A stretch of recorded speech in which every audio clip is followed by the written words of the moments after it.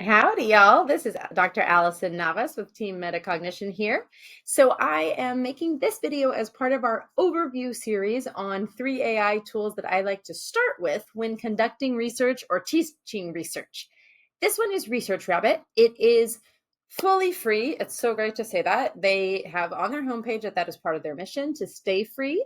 You do have to sign up for an account, but again, it is free. So I'm just showing you what the landing page looks like, and then I'm going to go into where I am already logged in. Here I am.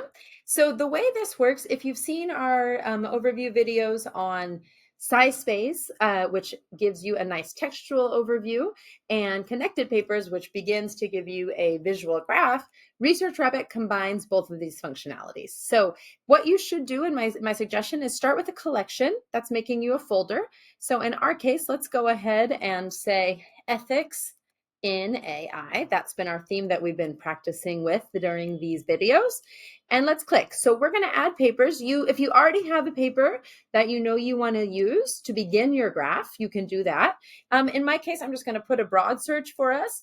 Come back as well to our research series on how to teach research skills. We'll go in more in depth, for example, on how you can narrow your search terms. But now for this purposes of showing the platform, let's just say ethics and AI in secondary schools. Let's see if we get anything good there. And for the graph to work, you need to add about, I would say, start with 5 or 6 papers. So in the case of conducting your own research, you're going to take time, go through, see the extent to which these are the topics you want to be including. But for our purposes, I'm going to go ahead and add 5 to our collection so that we have them.